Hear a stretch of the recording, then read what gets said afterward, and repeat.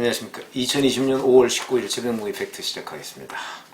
요새 며칠간 계속 정대협, 정의연 이런 내용을 얘기했었는데, 오늘은 울산시장 선거 개입 의혹 사건에 대한 보강수사, 이 문제를 잠시 짚어보겠습니다. 꽤 오랜 시간이 지났습니다. 1월 말에 윤석열 검찰이 임종석 전 대통령 비서실장을 불렀죠. 그때 처음으로 부른 거였습니다. 근데 그때 임종석 전 실장이, 지금도 아마 기억나실 겁니다. 검찰에 소환되면서 도대체 어떻게 감당하려고 그러느냐, 무슨 증거가 있길래 라는 식으로 완전히 뻔뻔하게 얘기를 했습니다. 왜 그러냐면, 이거는 이제 송병기 전 울산시 경제부시장 그 업무수첩에 보면 임종석 전 대통령 비서실장이 전화를 한 게 나옵니다. 송철호 당시 변호사한테. 그러니까 2017년 한 10월쯤에 변호사한테 전화를 한 게 나옵니다. 문재인 대통령이 직접 전화를 해야 되는데 좀 미안하고 해서 미안하다는 얘기는 그때까지 송철호 현 울산시장이 무려 7번인가 8번인가를 출마를 했었거든요. 그래서 모두 낙선을 했었기 때문에 이번에 또 출마하라 라고 얘기하기가 미안해서 못하겠으니까 그래서 내가 대신한다, 이런 톤으로 문 대통령이 송철호 시장한테 전화할 것을 임종석 전 대통령 비서실장이 전화했노라 하는 게 송병기 전 울산시 부시장의 업무수첩에 적혀 있었거든요. 그래서 이제 그와 관련하면 결국은 임종석 전 대통령 비서실장이 이 부분을 전부 다 진두지휘한 것 아니냐, 선거 개입을, 이런 이제 의혹을 살 만한데, 그와 관련해서 임종석 전 대통령 비서실장을 1월 말에 소환 조사했는데, 그 전에 사실은 13명을 검찰이 무더기 기소한 적이 있습니다. 송철호 현 울산시장, 황운하, 현재는 국회의원 당선자죠. 대전 중구 국회의원 당선자. 그 다음에 한병도 전 청와대 정무수석, 이 사람도 지금 당선자입니다. 전북 익산에서 당선이 됐죠.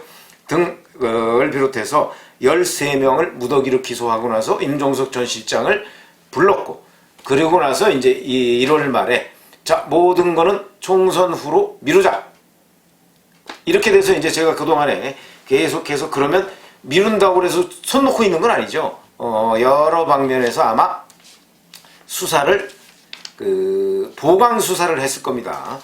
그리고 나서 4월 23일 날 첫 번째 공판 준비 기일이 있었습니다. 울산시장 선거 개입 의혹 사건과 관련한 첫 번째 공판 준비 기일이 있었는데, 이때 김태은 서울중앙지검 공공수사 2부장이 이렇게 얘기했습니다. 2개월 정도의 수사 기간이 2개월 정도 소요될 것으로 보인다, 이런 식으로 얘기했습니다. 4월 23일입니다. 그러면 오늘이 5월 19일이니까 지금 이제 한 달 정도 지났습니다. 그럼 앞으로 한 달 정도를 검찰이 예상했다, 이미 4월 23일 날 이렇게 얘기를 하면은, 자, 4월 23일 이후에, 그러니까 총선 이후에 수사를 재개했는데, 이 재개한 이후에 임종석 전 실장을 소환했다는 얘기도 없고, 그 다음에 이광철 전 민정비서관을 소환했다는 얘기도 없고, 이런 거 보면 좀 변화가 있나? 도대체 그냥 주춤거리나? 근데 저는 주춤거린다고 봅니다. 주춤거린다고. 그러니까 검찰 주변을 이렇게 점검을 해보면 검찰 출입하는 기자들 얘기도 그렇고 예전 같은 분위기는 아니다, 이런 얘기들이 많이 나오고 있습니다. 그러면 결국 주춤거리는 것이고, 지금 한 달 정도밖에, 이제 자기들이 예고한 기간이 한 달 정도밖에 남지 않았는데, 사실 울산시장 선거 개입 의혹 사건과 관련한 검찰의 수사 기록이 무려 47,000쪽이라고 합니다. 47,000쪽. 이거 한 번만 읽으려고 해도 정말 거의 한 달이 걸릴 판인데, 그런데 지금 한 달밖에 남지 않은 자기들 추정 기간이, 근데 지금 지나가고 있는데, 자, 그러면 과연 어떻게 될 것인가? 그래서 여기서 이제 제 견해를 좀 말씀드리겠습니다. 주춤거리고 결국은 1월 말에 기소한 수준에서 끝나는 것 아닌가, 이런 섣부른 예측까지도 나오고 있습니다. 그 이유가 어디 있느냐 하는 걸 제 나름대로 그냥 취재와 분석을 이렇게 뭉뚱그려서 말씀을 드리겠습니다. 자, 첫 번째 가장 큰 변화는 역시 여당의 압승이다. 그리고 황운하 당선자나 아니면 한병도 당선자나 이런 사람들은 다 피고인인 상태에서 이번 총선에 출마를 했습니다. 그래서 한병도 당선자의 경우에는 뭐 전북 익산이니까 익산이 이제 워낙 뭐 지금 민주당이 압승을 할 수밖에 없는 구조니까 그렇다 쳐도 자 대전 중구 같은 데에서 울산시장 선거개비 의혹 사건과 관련해서 어찌 보면 그 의혹 사건의 핵심 피의자라고 할 수 있는 황운하 씨가 당시 울산지방경찰청장이거든요. 황운하 씨가 당선이 됐습니다. 그럼에도 불구하고 당선이 됐습니다. 그럼 이런 때는 뭐 대전 중구에 있는 유권자를 원망할 일이 아니고요. 어찌 보면 아니 그럼에도 유권자들이 찍어줬는데 물론 이렇다고 해서 면죄부가 주어지는 건 아닙니다. 물론 아니지만 자 당장 그 사람이 국회의원 이제 신분이 5월 30일부터는 국회의원 신분이 되는 거 아니겠습니까? 자 그러면 지금 5월 19일이면 열흘밖에 안 남았습니다. 앞으로 열흘 뒤에면은 이제 황운하 의원이 되고 그 다음에 한병도 의원이 됩니다. 이때부터는 소환 조사가 수월치 않습니다. 그리고 어차피 물론 기소가 됐으니까 뭐 소환할 일도 없겠지만 이 사람들 뭐 이제 재판을 받는데 여튼 여러 가지로 수월치가 않다. 더군다나 그러니까 이 사람들도 당선된 데다가 여당이 압승을 했습니다. 지금 민주당이 177석입니다. 거기다가 열린민주당 3석 있죠. 거기다가 범여권이라고 할 수 있는 정의당 6석 있죠. 이거는요 거의 3분의 2에 육박합니다. 이런 상황이 되니까 여권의 수사가 곳곳에서 주춤거리고 있다 하는 분석이 저는 정확하다고 봅니다. 아니 여권의 수사가 아니고 검찰의 수사가 곳곳이 다 벽입니다. 그러니까 보강조사를 하려고 했는데 그 보강조사가 여의치 않은 것 아닌가. 그래서 수사가 이제 뭐 거의 지금 뭐 막판 피치를 올리고 있다 뭐 이런 얘기도 들리긴 하는데 그렇더라도 좀 벽에 부딪힌 거 일정한 정도 벽에 부딪힌 것 아니냐. 지금 주변 점검 결과 그 가능성이 매우 높습니다. 그 다음에 두 번째는 자 이성윤 서울중앙지검장이 존재입니다. 우리가 잘 아시다시피 1월 달에 무려 2차례에 걸쳐서 추미애 법무부 장관이 문재인 대통령의 어떤 배경 속에 검찰 학살 인사를 했습니다. 물론 지금 현재 이 부분을 수사하고 있는 김태은 서울중앙지검 공공수사 2부장은 바뀌지 않았습니다. 그러나 그 위에 차장검사 바뀌었죠. 중앙지검장이 바뀌었습니다. 윤석열 검찰총장이 아무리 김태은 공공수사 2부장과 직거래를 해서 무언가 하려고 하더라도 중간결재란이 서울중앙지검의 차장검사와 중앙지검장인데 이 중간결재라인을 제대로 통과하지 못하면서 거기에 차단되는 것 아니냐. 지금 이런 분석들이 검찰 주변에서 많이 나오고 있다. 그러니까 결국 추미애 법무부 장관이 중간에 빗장을 질러놨는데 2개씩이나 그것도 그게 효력을 발휘하는 것 아니냐. 그러니까 윤석열 검찰총장이나 아니면 김태은 공공수사 2부장이나 뭐 뚜렷하게 지금 뭘 밀어붙이기가 쉽지 않은 상황이다. 그런데 시간은 지나고 이런 상황이어서 주춤거리고 있는 것이다 라는 분석이 또 있고요. 그 다음에 요거는 이제 뭐 아마 뒤늦은 약간의 반성 뭐 이런 것들도 좀 나오고 있습니다. 무슨 얘기냐면 너무 기소를 좀 이 시한에 쫓기다 보니까 기소를 일찍 다 해버린 것 아니냐. 이런 얘기들이 지금 법조 전문 기자들 사이에서 나오고 있습니다. 무슨 얘기냐면 13명을 다 기소를 해버렸죠. 근데 이 선거개입 의혹 사건이라는 것이 원래 더군다나 지금 집권층을 상대로 한 수사 아니겠습니까? 그러니까 이 부분에서 집권층의 그 관련자들이 다 말을 맞추면은 이거 수사하기가 쉽지가 않습니다. 더군다나 지금 전부 다 권력을 잡고 있는 사람들인데 대통령이 피의자가 될 가능성도 있었던 사건입니다.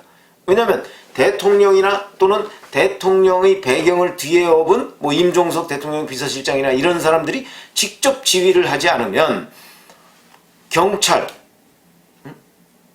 그렇게 움직일 수가 없겠죠. 검찰도 또 그렇게 움직일 수가 없을 것이고 그 다음에 청와대 잘 아시다시피 비서실장 움직였죠. 정무수석실 움직였죠. 사회정책수석실 움직였죠. 민정수석실 움직였습니다. 하명수사하느냐고. 이런 청와대의 여러 수석실들이 동시에 움직이려면 그 위에는 누군가가 대통령이나 대통령의 버금가는 권력이 있기 전에는 불가능하다. 제가 이런 얘기 여러 번 말씀을 드렸는데 그러니까 전부 다 피의자가 될 가능성이 높은 현 정부 내에 권력을 가지고 있는 사람들이 피의자다 이거지. 피의자가 이미 됐거나 아니면 될 가능성이 높은 상황이기 때문에 이 사람들이 권력을 놓치지 않는 한 누군가가 가서 검찰에 가서 진실을 얘기하는 것이 굉장히 어렵다. 그렇기 때문에 사실 기소를 차라리 13명이 아니고 그때 뭐 꼭 기소할 필요가 있는 소수를 기소하는데 그치고 보강조사를 더해서 총선 후에 수사를 좀 뭐 한 3개월이나 공수처 출범하기 전까지 뭐 공수처 3개월 내에 아마 출범 못할 것 같은데 원래 7월 15일 날 출범해야 되거든요. 그런데 지금 국회 이번 총선 결과로 국회 교섭단체가 2개밖에 안 생겼지 않습니까?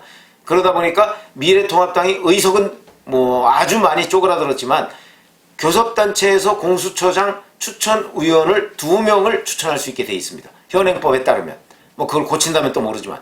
그러니까 이 2명을 추천한다는 얘기는 공수처장을 추천하는 추천위원이 7명이거든요. 7명 중에 6명의 동의를 받아야 추천할 수 있습니다. 근데 7명 중에 2명을 미래통합당이 만약에 추천을 한다면 그 2명만 버티면 공수처장 추천이 안 되는 것 아니겠습니까? 그래서 7월 15일 공수처 출범이 쉽지 않을 것 같다 이런 얘기가 나오는데 어찌됐든 간에 그때까지 4월 15일부터 7월 15일까지 한 3개월 정도 수사 여유가 있습니다. 이때에 좀 피치를 올려서 수사해서 막판에 기소를 했어야 되는 것 아니냐 이런 반성이 지금 법조 전문가들 사이에서 나오고 있습니다. 그러니까 너무 일찍 무더기로 다 기소를 해놔버렸기 때문에 이미 이 4만 7천 쪽에 이르는 이 수사 기록이 이게 그들 사이에서 공유가 됐을 가능성이 있다. 보안 유지가 안 됐다. 그러니까 이미 문재인 대통령과 지금 청와대 멤버들 사이에서는 딱 방어막을 치고 있기 때문에 이 방어막을 윤석열 검찰이 뚫고 들어가기가 어려운 것 아니냐. 지금 이런 얘기가 나오고 있는. 그러니까 벽에 부딪혔다. 그러니까 더욱더 진전이 없고 가장 최근에 보도된 것을 보면 며칠 전에 뭐 기재부의 전 재정관리국장이라고 하는 사람이 있습니다. 이 사람은 김기현 당시 울산시장의 산재 모병원, 이 모병원 예비 타당성 조사를 그걸 담당했던 사람인데 그때 예타에서 탈락을 했죠. 근데 탈락한 그 발표가 지방선거 직전에 발표가 이루어졌습니다. 그 바람에 김기현 당시 울산시장 후보, 현 시장이기도 하고 그 당시에 시장이기도 했는데 이 사람의 경우에는 자기의 핵심 공약이 문재인 정부에 의해서 타격을 받았으니까 울산시장 선거에서 굉장히 부정적 영향을 받았을 것이다. 이렇게 지금 충분히 예측할 수 있는 내용이죠. 근데 이 예비 타당성 조사를 그때 했던 기재부 전 국장, 이 사람을 소환 조사했다. 근데 본질적인 부분이 아닙니다, 이거는. 그런데 지금 자기들이 예고해놓은 한 달 정도 남은 기간 동안에 기재부 전 국장을 소환할 정도면 이 본질적 핵심은 임종석 전 대통령 비서실장인데 그 근처를 제대로 못 갔다, 가지 못했다 하는 이 짐작이 가능합니다. 그래서 제가 보건대는 앞으로 한 달 정도 뭐 남았다고 보여지는데 이 기간 동안에 지금 윤석열 검찰이 극적인 전환점을 맞이하지 않는 한 울산시장 선거 개입 의혹 사건에 대한 보강 수사는 그냥 이렇게 주춤거리다가 1월 말에 13명 무더기 기소한 그 부분에 관해서 법원의 판단이 어떻게 나오느냐 그런 정도지 여기서 추가로 임종석 전 실장이나 이광철 전 비서관을 기소하는 것이 쉽지는 않다. 그래서 역시 선거가 무섭다. 4.15 총선. 이런 4.15 총선을 계기로 해서 전반적으로 기류가 좀 바뀐 것 아닌가 하는 말씀을 드렸습니다. 앞으로 뭐 한 달 정도 본인들이 예고해놓은 기간이 남아있긴 한데 그것도 뭐 예의주시를 해야 되겠지만 왠지 전체적인 흐름은 이 보강 수사가 그냥 유야무야 되는 쪽으로 흘러가고 있는 것 아닌가 이런 생각이 들어서 오늘 중간점검차 한번 말씀을 드렸습니다. 감사합니다.